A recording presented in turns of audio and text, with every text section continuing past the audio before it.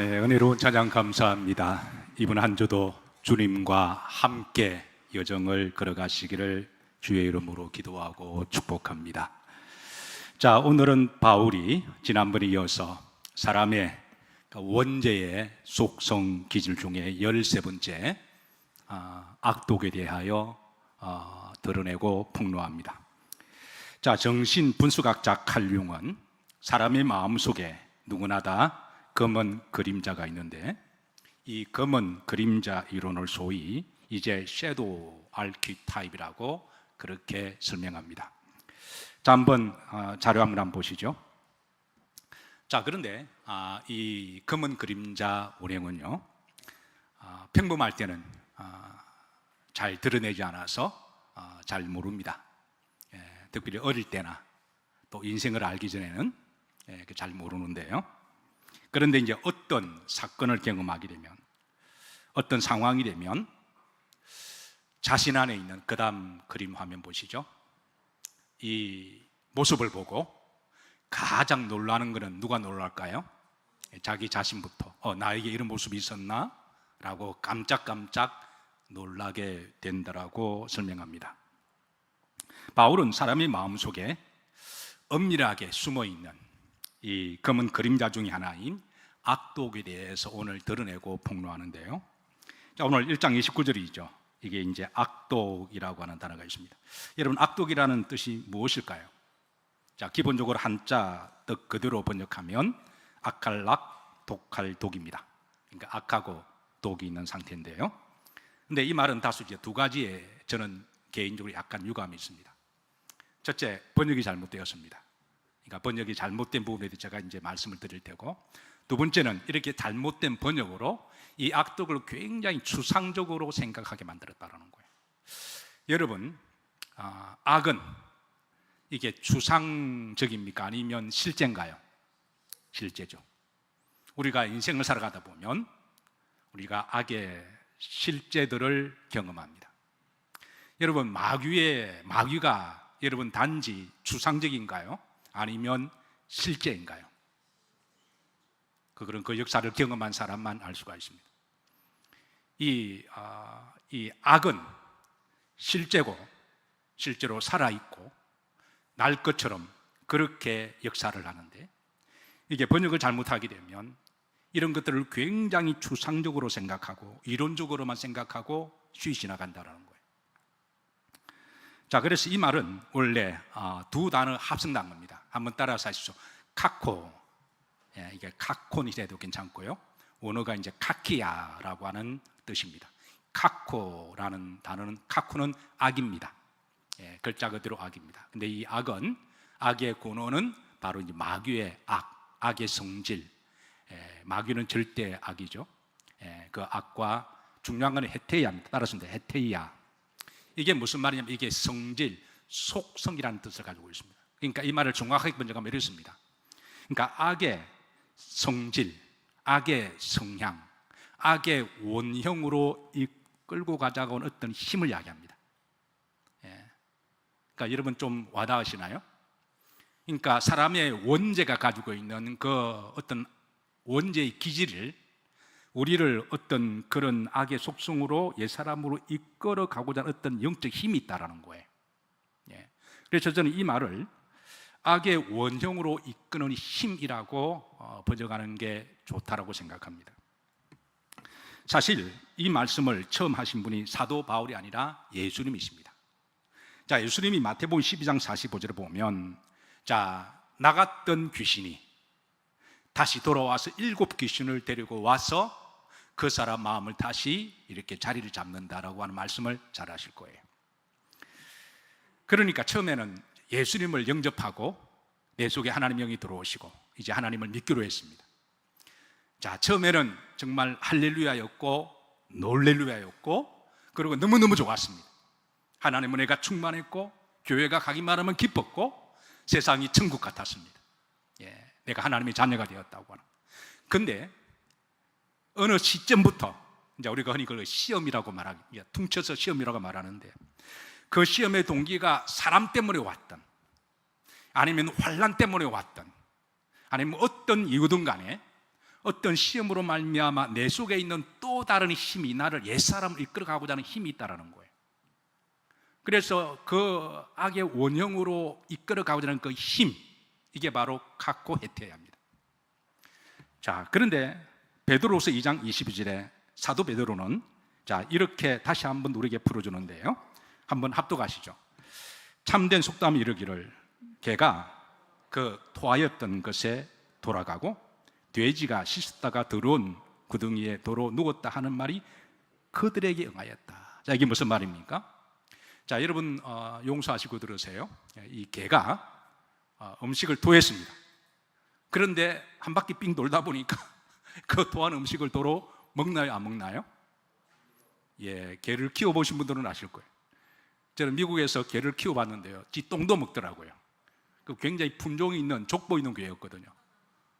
나는 그 개만큼은 안 그럴 줄 알았습니다.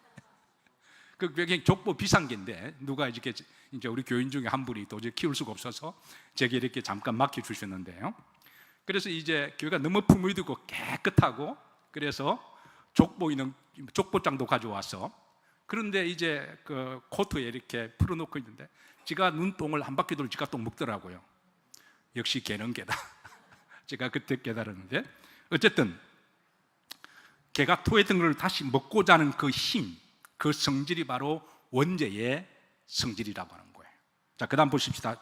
또 성경은 돼지가 씻었다가 다시 더럽게 돌아가고자 하니, 우리는 가끔 그런 경우를 봅니다. 예수님을 믿고 이제 정말 새롭게 살아보기로 다짐하고 모든 나쁜 습관들을 하나하나 다 끊었는데 이게 이제 얼마 지나고 나서 다시 그 습관으로 돌아가자는 힘, 다시 옛사람으로 나를 끌어당기는 힘, 그게 바로 카코 헤테야입니다. 바울은 지금 이 부분을 드러내고 있습니다. 자, 우리가 기독교 중에 나온 위대한 신학자 중에 장 칼뱅이 있습니다. 우리가 영어로 잔 칼빈이라고 부르기도 하는데요. 자, 장 칼뱅이 로마서를 강의하면서 그는 자주 이런 설교를 했습니다. 자, 한번 합독하시죠. 합독합니다. 인간의 마음은 끊임없이 악을 만들어내는 공장과도 같아. 어떻게 여러분 동의하시고 이해가 되시나요? 그러니까 인간의 마음에 있는 원죄의 어떤 틀이 있는데 마치 공장에 물건을 똑같은 걸 어떤 재료를 넣더라 똑같이 찍어내듯이 우리 마음속 원죄의 이 성향은 불신앙을 계속해서 찍어내고, 그리고 세속적이고 이기적이고, 그리고 어떤 죄악들, 어떤 탐욕들, 우상숭배 것들, 부정적이고 원망하고 시기하고 질투하고 이런 모든 것들을 찍어내는 공장과도 같음을 그렇게 설파하고 있습니다. 칼뱅은 바로 그 이유는 인간이 따라서 전적으로 타락했기 때문임을 그는 피력하는데요. 그는 로마서를 통해서 그 유명한 인류의 위대한 유산이라고 말할 수 있는 기독교 강요라고 하는 놀라운 책을 집필하게 됩니다. 이 책은 총 4권으로 되어 있는데 우선 칼뱅이 어떻게 생겼는지 한번 보시죠. 자, 위대한 신학자, 하나님이 보내신 위대한 신학자, 자, 장 칼뱅의 모습입니다. 자, 그가 집필한 기독교 강요, 정말 위대한 서적인데요. 자, 쉽지는 않습니다. 이 책이 읽는 것이. 그런데 그는 이 책에서 그는 인간의 전적인 타락에 대한 교리 신학을 정립을 하는데요. 사실 이 전적인 타락에 대한 신학을 제일 먼저 드러내시고 폭로하시고 정립하신 분이 누구실까요? 예수님이십니다. 예수님은 마귀의 일을 폭로하시고 드러내러 오신 거니까. 자, 마태복음 15장 19절 보십시다. 자, 마음에서 나오는 것은, 자, 마음에서, 원죄의 마음에서 나오는 것은, 자, 대표적으로 7개의 어떤 그 속성을 드러냅니다. 자, 7가지 다 같이 한번 합독하시죠. 악한 생각, 살인, 간음, 음란, 도둑질, 거짓 증언, 비방. 자, 20절 이런 것들이 사람을 뭐하게 하는 것이다. 이런 것들이 그 사람을 속을 더럽게 하고 영을 더럽게 하고 사람을 더럽게 함을 그렇게 드러내신 거죠. 그리고 이 원죄의 죄성도 사도 바울이 사실은 증언했습니다.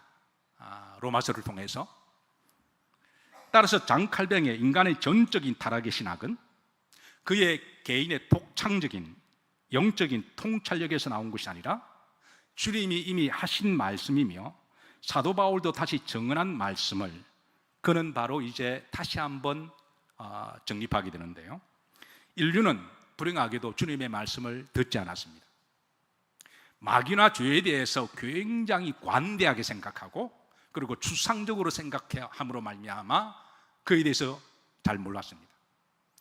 그런데 하나님은 바울을 통해서 다시 한번 드러나게 하시고, 그래도 인간은 귀담아 듣지 않아서 하나님은 장칼병을 통해서 다시 한번 이 원죄의 교리를 설명해 주고 있는데요. 자, 중요한 것은 장칼병은 기독교 강요에서 로마서를 깊이 묵상하다가 이 5가지 교리를 이제 소위 튤립이라고 그렇게 이름을 붙입니다. 자, 목사들은 항상 마음속에 어려운 하나님의 말씀을 잘 소화를 하고 이 어렵고 복잡한 말씀을 어떻게 잘 쉽게 전하는 것이 목사의 늘 어떤 전달 방법이어서 장칼뱅도 어려운 그 신학의 말씀을 잘 정립하고 어떻게 하면 이 말씀을 한 번 들으면 평생 잊을 수 없도록 기억하게 할까 고민하다가 소위 이 5가지 신학 교리를 이제 튤립이라는 그렇게 이름을 정했습니다. 여러분 한번 보시죠. 여기 TULIT가 무슨 말인지 아시죠? 예, 백합이라는 말이잖아요. 그러니까 한 번만 들으면 잊어버릴 수 없는 첫 자를 따서 신학을 설명하는데요. 그 첫 번째가 바로 토탈이라고 하는 전적인 타락을 먼저 주장합니다. 자, 한번 따라서 하죠. 전적인 타락. 예. 자, 두 번째가 무조건적인 하나님의 은혜와 선택. 예. 자, 세 번째가 제한 속죄, 특별 속죄라고 이야기하고요. 네 번째가 불가항력적인 은혜, 다섯 번째가 성도의 견인, 이렇게 설명하는데요. 자, 이 첫 번째 가장 중요한 전적인 타락을 그는 설명합니다. 자, 칼뱅은 인류는 아담과 하와 타락 이후로 이제 그 영적인 유전이 우리가 태어날 때부터 원죄를 가지고 태어났기 때문에 인간은 전적으로 부패하고 타락했으며 스스로 하나님을 찾거나 또 하나님을 알 수도 없고 구원받을 만한 사람이 한 사람도 없음을 그렇게 이제 전언합니다. 이거를 전적이라는 말은 두 가지 뭐가 있는데요. 첫 번째는 인간의 모든 부분이 바로 다 타락했다는 거예요. 그러니까 인간의 생각이나 그리고 인간의 어떤 정신이나 인간의 영이나 지성이나 의지 모든 것들이 전적으로 타락했음을 그렇게 전하고요. 두 번째입니다. 토탈은 전적은 모든 사람을 다 포함합니다. 예, 모든 사람. 예, 그래서 전적으로 타락했는데요. 로마서 3장 10절에서는 여기 인간의 오불을 드러냅니다. 이거 오불은 5가지 이제 아닌 것. 자, 보십시다. 3장 10절 보시면 의인은 없나니 모두 없으며, 그러니까 이 세상에 의인은 한 사람도 없다. 의인은 여러분 이 말씀에 여러분 다 영적으로 믿으시고 나의 고백이라면 우리 다 아멘 해야 돼요. 아멘인가요? 예. 약간의 인간의 착각은요, 약간의 착한 일하고 보니 의인이라고 생각합니다. 그렇죠. 성경은 아니라고 그래요. 예. 어떤 사람은 한두 번 선행을 통해 자기를 자꾸 이렇게 착각을 하는데 그것도 여러분 어떻게 보면 마귀가 주는 착각이죠. 예. 우리가 한두 가지는 착한 일을 할 수 있지만 또 마음속에 죄도 많이 씻잖아요. 그러니까 인간은 전적으로 의인은 없다. 동의하시고 아멘인가요? 두 번째입니다. 뭐 하는 자도 없다? 깨닫는 자도. 예수님이 오시기 전에 여러분 우리가 어떻게 하나님을 알게 되었나요? 예수님이 오셔서 깨닫게 우리가 어떻게 말씀을 깨닫게 되었나요? 인간은 스스로 절대 하나님을 깨달을 수 없고 하나님 말씀을 알 수가 없습니다. 깨닫는 자가 스스로 깨닫는 자 없다라는 거죠. 세 번째입니다. 누구를 찾는 자도 없고 인간은 스스로 하나님을 제 발로 찾아서 갈 수 없다라는 거예요. 그래서 누군가가 복음을 전하지 아니하면 하나님께 인도함을 받지 못하는 게 인간의 죄성입니다. 네 번째입니다. 선을 행하는 자가 많으니 없다라는 거예요. 다섯 번째입니다. 모두 없도다. 한 사람도 없다. 이 한 사람도 없다. 자, 여러분 이 말씀이 공감되시고 체감되시나요? 우리가 이 말씀을 이렇게 우리가 전적으로 내가 이해하고 처절하게 동의할 때, 그때서야 비로소 로마서 3장 23절에 다음과 같이 성경은 선언합니다. 합독합니다. 모든 사람이 죄를 범하였음에 하나님이 영광이 이르지 못하더니. 그래서 로마서 3장 23절은 정말 모든 사람이 죄를 범했고 전적인 타락에서 하나님의 영광, 하나님의 구원받을 사람, 스스로 천국 갈 사람은 한 사람도 없음을 성경은 선언합니다. 사실 많은 그리스도인들이 로마서에 관심이 많습니다. 그래서 나름대로 한두 번 읽어보기를 원합니다. 아마 여러분들 중에 나름대로 로마서를 집에서 한두 번 정도는 다 읽어보셨을 거예요. 저도 제 고백을 비롯해서 포함하자면, 저도 신학대학을 다닐 때부터 듣는 귀가 있어서 로마서가 신학 중에 신학이고 로마서는 계란의 노란자와 같다라고 하는 그 말을 들음으로 말미암아 제 마음속에도 로마서에 대한 어떤 열망이 있었습니다. 그래서 아마 여러분도 다 그랬을 거예요. 나름대로 성경을 사모하는 사람들은 로마서를, 로마서는 총 16장밖에 없습니다. 여러분들이 마음만 먹고 좀 빨리 읽으시면 몇 분 걸릴까요? 저는 시기를 한번 재봤습니다. 조금 여러분이 빨리 읽으시면 38분 걸립니다. 뭐 사람마다 다 다르겠지만, 그런데 성경은 빨리 읽고 한번 뗐다 정도겠다 자랑을 읽는 건 아니잖아요. 나 로마서 알아, 그거 자랑하려고 우리가 성경 읽는 거 아니잖아요. 그러면 로마서를 이번에 정독을 찬찬히 읽으면 얼마 걸릴까요? 1시간 23분 걸립니다. 자, 아마 여러분들도 나름대로 로마서를 읽어보셨을 것이고 또 어디서 설교를 들어보셨을 거예요. 자, 그런데 솔직하게 이건 저의 고백도 포함됩니다. 고백도 제 신학생 시절에도 고백을 포함해서 로마서에서는 전적으로 인간의 타락을 이야기하는데, 이걸 읽으면서 하나님, 나는 죄인입니다. 내가 전적으로 타락했습니다. 나는 구원받을 수가 없습니다. 이렇게 처절하게 느끼고 벅찬 가슴에 죄성을 안고 하나님 앞에 무릎을 꿇고 그렇게 한 적이 있으신가요? 저는 없어요. 로마서를 읽었는데 왜 그럴까? 성경은 분명히 모든 사람은 죄를 범하였으니 하나님 영광이 이르지 못한다고 말씀하셨고, 의인은 없나니 한 사람 없다라고 말씀하셨음에도 불구하고 왜 이어야 돼? 내가 느낌으로는 인정을 하는데 왜 이걸 내 처절하게 내가 죄인인 걸 느끼지 못했을까? 아마 이거는 여러분들도 마찬가지일 거라고 생각합니다. 왜 그럴까? 많은 사람들이 로마서 설교를 들었고 나름대로 로마서를 읽어보았지만 오늘 바울이 이렇게 탄성하면서 오라 나는 곤고한 죄인이로다, 로마서 7장 8장 가면 더 처절하게 고백하거든. 누가 나를 이 사망의 몸에서 건져내랴. 왜 이런 탄성과 전적인 타락에 대한 이런 신앙 고백이 각자 없을까요? 왜 그럴까? 저는 그 첫 번째 이유 중에 하나가요, 로마서 1장 2장 읽을 때 너무 쉽게 지나갔기 때문에 그렇습니다. 사실 바울이 로마서 1장에 2장에 이 원죄의 속성 기질을, 이게 다 마귀의 영적 속성과 링크되어 있거든요.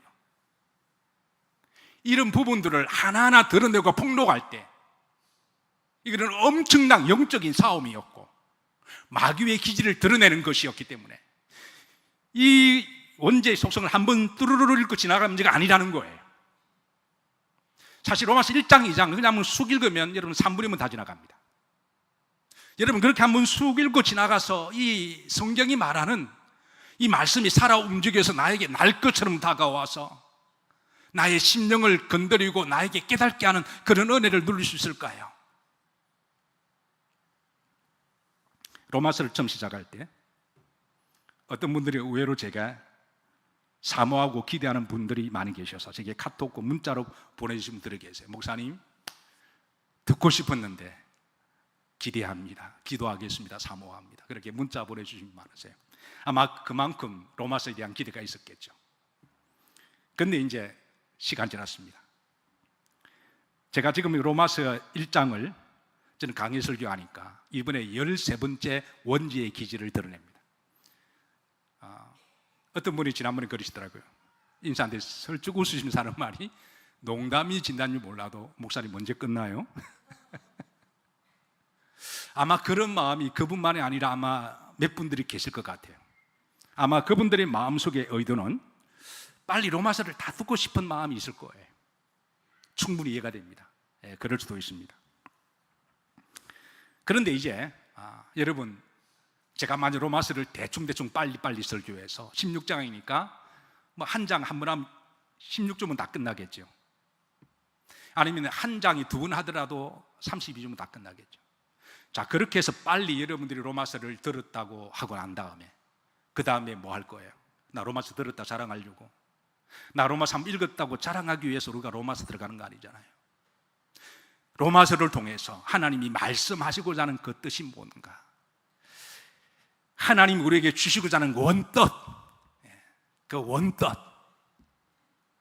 우리가 그 뜻을 찾고 또 그렇게 잘못된 것은 그렇게 살지 않기를 기도하고, 우리에게 인도하시는 가이드라인은 그렇게 살기 위해서 기도하고, 그래서 우리가 하나님의 말씀대로 살기 위해서 우리가 로마서를 다 사모하고 사랑하는 줄로 믿습니다. 만약에 어떤 분들이 로마서를 읽을 때에 1장과 2장에 바울이 예수님이 드러내고자 하는 그 원죄의 기질과 속성을 잘 알지도 못하고 그냥 쑥 지나간다면, 이 죄에 대한 전적인 타락에 대한, 모든 사람의 죄를 범하였음에 오라 나는 곤고한 죄로다, 이런 가슴 속에 우러나는 이 인간의 절박한 죄에 대해서 별로 공부하는 게 없을 거예요. 왜냐하면 장칼뱅은 인간의 전적인 타락을 인정하고 인간은 스스로 죄를 어떻게 용서할 수도 없고 이 죄를 해결할 수도 없고 인간 스스로 구원받을 수가 없고 인간 스스로 천국 갈 수 없는 이 처절한 죄성을 깨닫는다면 그 다음부터 그 다음 단계가 우리에게 요구되어지는 은혜가 하나님의 전적인 은혜라는 거예요.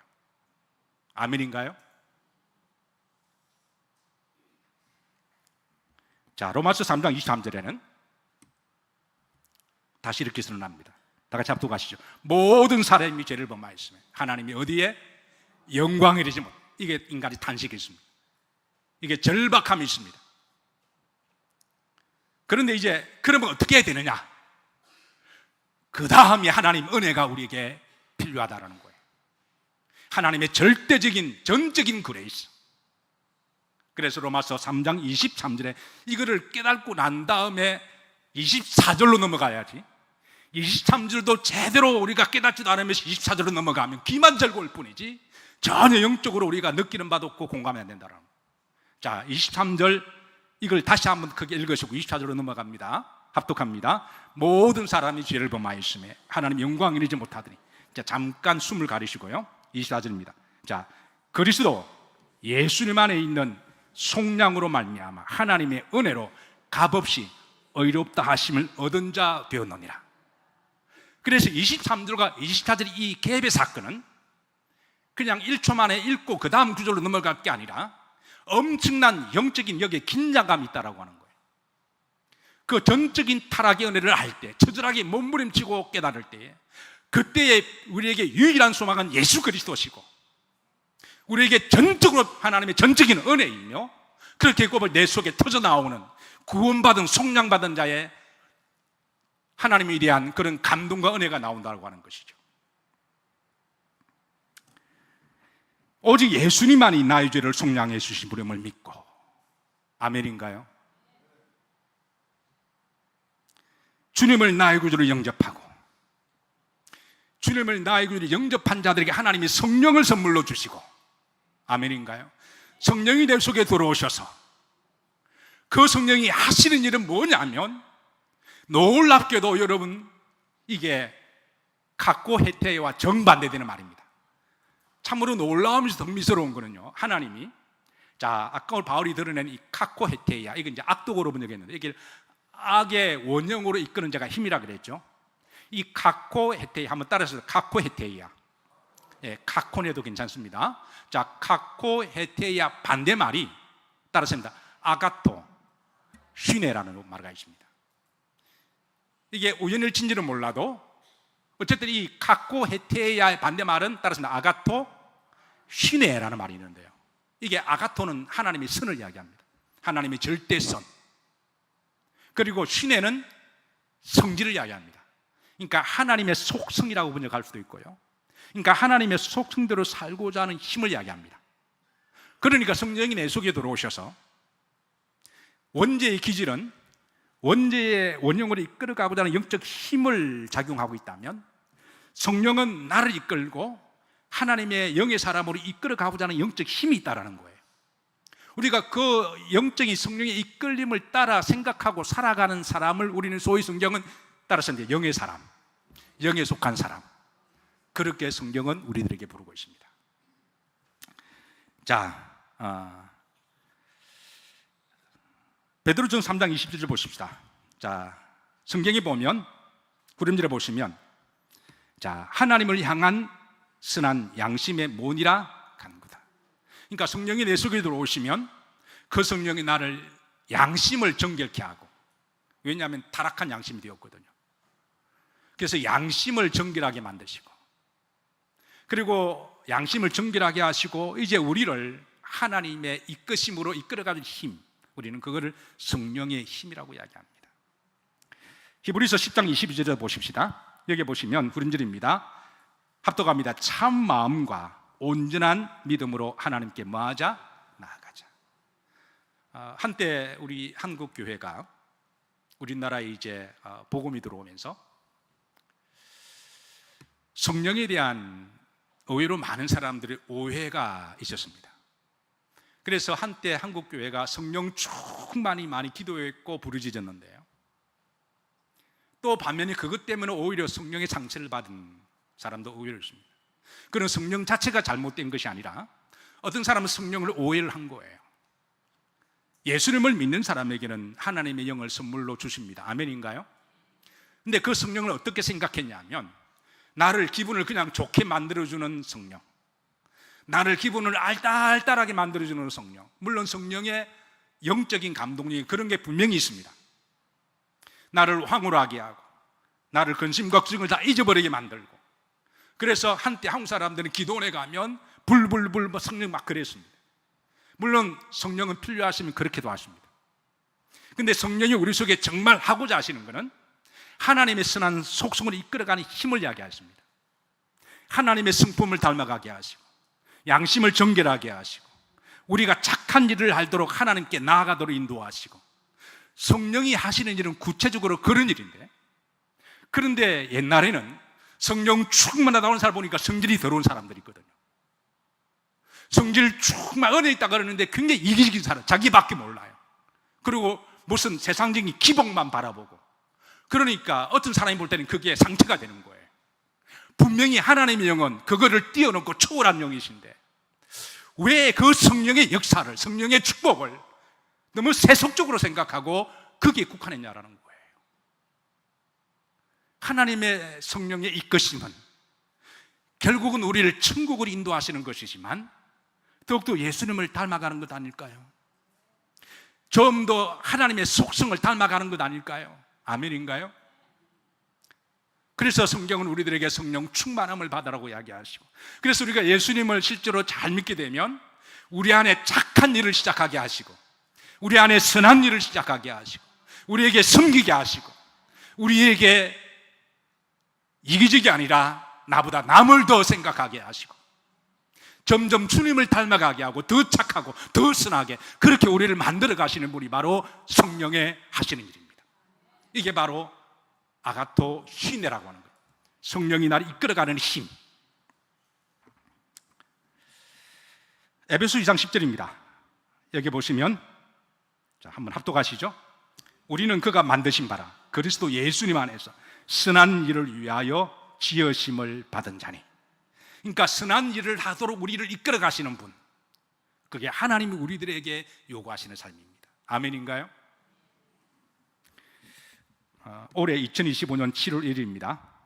한 식당에서 중식점을 오픈했는데요, 소문이 전국으로 다 났습니다. 아마 여러분 알고 계시는 분 계실 거예요.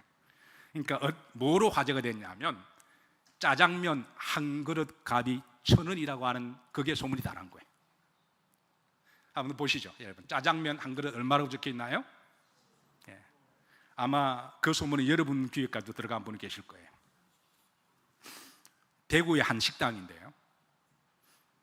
그래서 어떤 분은 이거 먹으려고 그까지 가시면 돼요. 그러니까 짜장면 값보다도 아마 기차값이 더, 차값이 더 나올 것 같은데.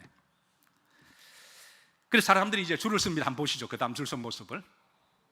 그러니까 보통 1시간 줄을 서야 먹는데요.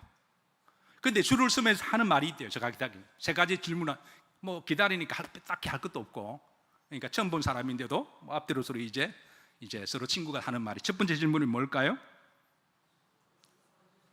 아마 여러분 생각하고 비슷합니다. 첫 번째는 정말 1,000원일까? 기다리면서 질문하는 거예요. 두 번째는 맛은 정말 맛은 괜찮을까? 세 번째가 뭘까요? 양은 어떨까? 그러니까 그렇게 해서 할 일도 없으니까 그렇게 기다리는 거죠.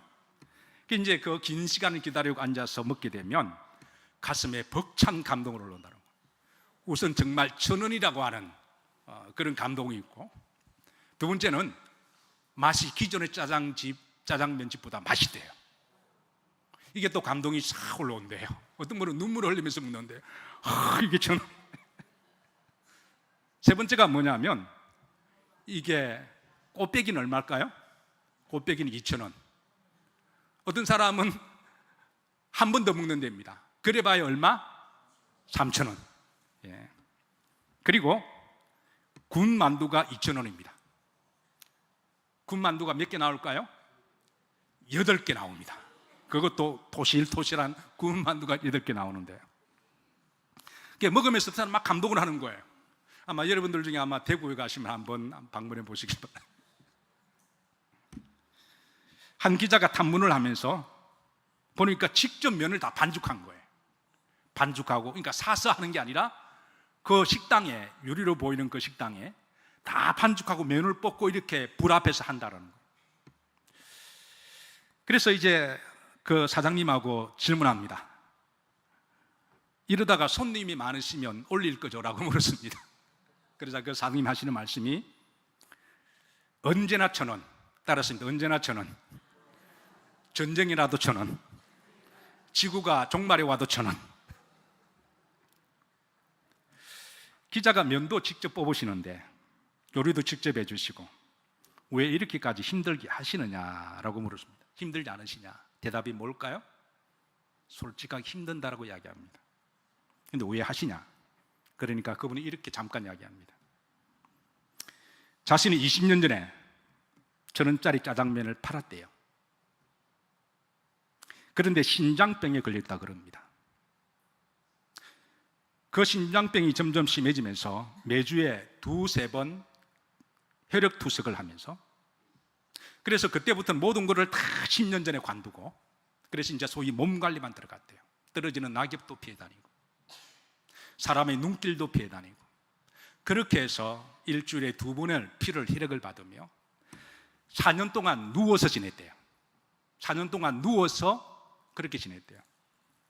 근데 4년 동안 누워서 지내다 보니까 점점 삶의 의욕도 사라지고 기쁨도 사라지고 우울증이 찾아와서 어느 날 내가 이렇게 사는 게 무슨 의미가 있나라고 하는 생각이 들더래요.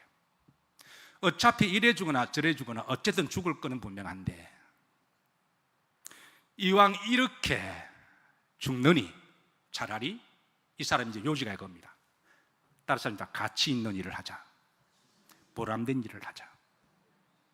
내가 죽더라도, 내가 좀 빨리 죽더라도 좀 가치 있고 보람된 일을 하자. 그래서 벌떡 일어났다는 거예요. 그러고 나서 10년 만에 다시 이 짜장면집 이 짜장 가게를 열었는데요. 그래서 이렇게 이야기합니다. 몸은 힘들어도 이상하게 힘이 납니다. 이야기합니다. 그러니까 이게 몸이 힘든데, 힘든 건 사실인데 이상 힘이 나고 그리고 즐겁고 기쁘다고 이야기를 해요. 저는 이 기사를 보면서 이분은 왜 저런 일을 할까? 답은 그분의 말 속에 찾았습니다. 착하고 좋은 일을 할 때 자신의 존재 가치를, 살아가는 가치를 느낀다는, 이거 돈의 문제도 아니라, 여러분 짜장면 1,000그릇 받아서 무도 남겠어요. 가치 있고 보람된 일, 내일 죽더라도 같이 구분하는 일을 하죠. 저는 그런 착한 일을 하고자 하는 마음도 저는 하나님이 주시다고 믿습니다. 하나님의 속성은 착하신 분이에요. 아멘인가요? 하나님은 100% 선하신 분입니다. 그래서 하나님은 그 사람이 믿는 사람이든 믿지 않는 사람이든 간에 누구든 간에 기본적으로 착하고 선하고 좋은 일 하면 하나님이 좋아하십니다. 아멘인가요? 그러니까 기본적으로 하나님은 그 사람이 심지어 다른 종교를 믿어도 그 사람이 좋은 일하고 착한 일 하면 하나님은 좋아하십니다. 왜? 그건 하나님의 성품이기 때문에 그렇습니다. 그런데 여러분, 하나님이 그것보다 더 좋아하시고 기뻐하시는 일은요, 따라서 하지만 주의 이름으로 착한 일 하는 것. 그러니까 그냥 착한 일 하는 거 하나님 좋아하시는데, 하나님 더 좋아하시는 건 무슨 일을 하든 누구 이름으로? 주의 이름으로. 여러분 항상 착한 일을 하실 때 주의 이름으로 하시기를 주의 이름으로 축복합니다. 성경에 다 있는 말씀입니다. 주께서 너가 만약 너 이름으로 했다면 이미 너는 칭찬받으면 너의 상이 끝난 거 아니냐. 나쁘다는 게 아닙니다. 근데 주의 이름으로 하라. 오른손이 하는 일을 왼손은, 그러면 하늘에 계신 하나님이 보시고 하늘의 상을 쌓아두시리라 그랬잖아요.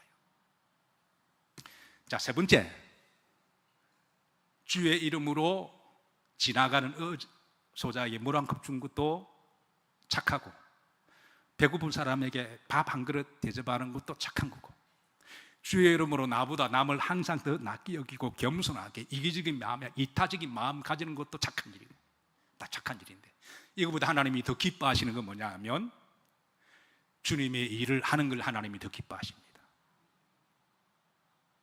하나님 이름으로 우리가 헌신하고 봉사하고 섬기고 복음을 전하고, 특별히 이런 복음을 전하는 것은 사람 생명을 구원하는 거잖아요. 그래서 이 착한 마음을 주신 분은 누구시다? 하나님이시다. 여러분, 앞으로 하나님이 좋아하시는 일을 많이 하시기를 주의 이름으로 축복합니다. 이 일을 하도록 우리 이끄시는 힘이 뭐라고요? 이게 바로 아가토시네라는 거예요. 성령이 우리를 이끄시는 힘이 있다는 거예요. 여러분, 물리학에 원심력이 있습니다. 원심력은 이렇게 돌아가는 그 힘에서 이제 밖으로 나가는 힘을 이야기하죠. 한번 보시죠. 여러분, 제가 어릴 때마다라도 정월 대보름에 이런 놀이 많이 했습니다. 자, 지금은 좀 많이 사라졌는데 아마 이 놀이 아시는 분 손 들어보세요. 이 불놀이라 이야기하죠. 해보신 분 손 들어보세요. 우리 권동훈 손 드셨는데 우리 주동관장들이 많이 보셨나요? 좋은 데서 태어나셔서 시골에 태어난 사람들은 이게 저도 해봤는데요, 재밌죠. 근데 이거 이렇게 재밌는데 잘못하면 불납니다. 왜냐하면 아이들이 막 이렇게 하다가요, 이게 줄을 놓게 되면 이게 떨이 불똥이 튀기도 하고 집에 들은 불 붙기도 하고 이렇게 해서 이게 재밌기는 한데 그러는데요. 자, 다음 그림 한번 보시죠. 자, 원심력이 있습니다. 우리가 돌리면 밖으로 나가고자 하는 힘을 이야기하죠. 구심력은 잡아당기는 힘을 이야기하죠. 그러니까 힘의 성질이 정반대입니다. 자, 그리고 이 힘을 컨트롤하는 것은 줄에 있습니다. 그리고 그 줄을 가지고 통솔하는 것은 누구죠? 자기입니다. 아이입니다. 우리 속에 악으로 이끄는 카코 헤테야가 있습니다. 그러니까 원죄의 기질로 이끌어가고자 하는 힘이 이 힘을 이끌고 있습니다. 반면에 성령은 성령으로 이끌어가는 힘이 있습니다. 이 두 힘 사이의 충돌 속에 주님이 이렇게 이야기하십니다. 로마서 12장 21절입니다. 합독합니다. 한번 보시죠. 악에게 지지 말고 선으로 악을, 이게 카콘이라 그랬죠, 그죠? 이 원형이 똑같은 말입니다. 카코나 카콘, 카키야 다 같은 말이거든요. 그러니까 이 악이 있다.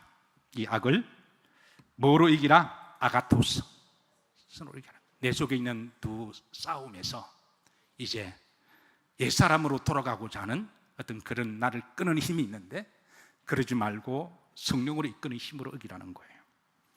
우리는 인류는 가끔 이런 질문을 던집니다. 인간이 전쟁을 체험하거나 인간의 큰 어떤 죄악을 목도했을 때는 이런 질문을 던집니다. 인간은 얼마나 악해질 수가 있을까? 평상시는 잘 모르다가 그런데 어떤 인류가 큰 사건을 만나게 되면 이런 질문을 던집니다. 분명한 것은 인간의 원죄의 속성대로, 원죄의 기질대로 지가 살고 싶은 대로 살면 그 끈에 힘이 있다 그랬잖아요. 그러니까 지가 살고 싶은 대로 살면 점점 자기도 모르게 이제 악의 원형으로, 원죄의 원형으로 살아가게 됩니다. 자기도 모르게 점점 이기적이 되어가고요. 여러분 용서하시고 들으세요. 그래서 우리가 가끔 그런 말을 하잖아요. 연세가 많이 드셔서 정말 천사처럼 인생을 모든 것을 다 품고 그만큼 많이 경험하셨으니까 인생의 도사처럼 모든 사람을 다 품고 용서하고 들어주고 이해하고 넉넉하게 연세가 드신 어르신들이 계시는가 하면, 반면에 어떤 분들은 자기 중심적이 되어서 항상 뭐를 하면 좀 서운해하시고 좀 삐지시고 원망하고 그런 분들도 계시잖아요. 사람이 자기 어떤 원죄 원형으로 살아가면 자기도 모르게 점점 안 좋아집니다. 그래도 계속 그렇게 살아가면 어떻게 될까요? 점점 더 독해집니다. 자기도 모르게 또 더 그렇게 살아가면 그 다음 악해집니다. 점점 계속 자기 원죄의 원형으로 살아가면 나중에는 자기도 모르게 마귀짓합니다. 그래서 인간은 얼마나 악해질 수가 있을까? 이 질문에는 여러분 마귀까지 악해질 수가 있어요. 우리는 가끔 그런 사람들을 보잖아요. 살인마들, 마귀가 아니면 할 수 없는 그런 사람들을 직면합니다. 자, 이제 반대입니다. 반대로 인간은 얼마나 선해질 수가 있을까요? 우리는 때로는 한없이 착한 사람을 봅니다. 한없이 선한 사람을 봅니다. 그 사람을 보면 마치 천사와 같고 그 사람은 마치 예수님과 같습니다.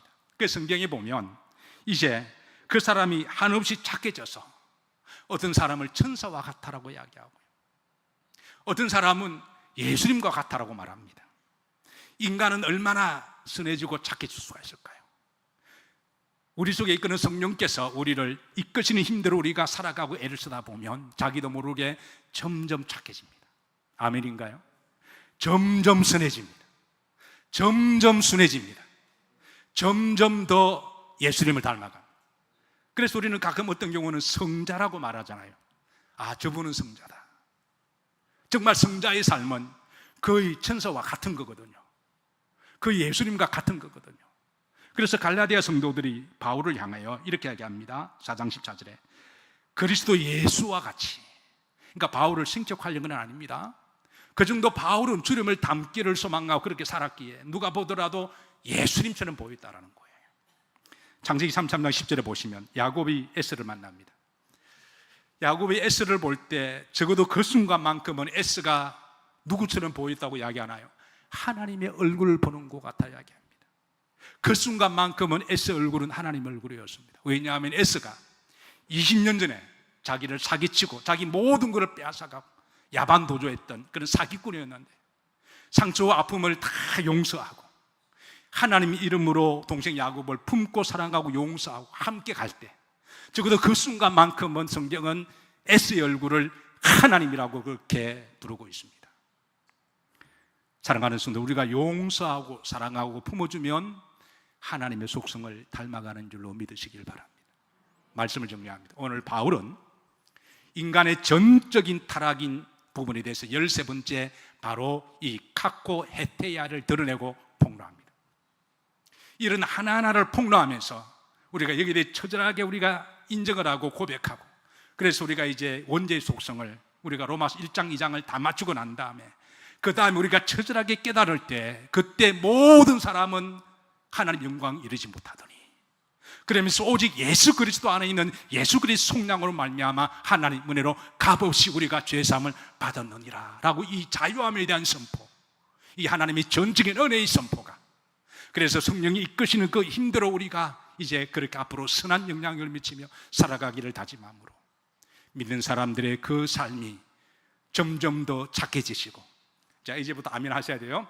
점점 더 착해지시고 점점 더 순해지시고 점점 더 선해지시고 점점 더 주님을 닮아가시고 그렇게 하셔서 하늘나라까지 함께 잘 입성하는 여러분과 저가 되기를 주의 이름으로 기도하고 축복합니다. 자, 우리 일어나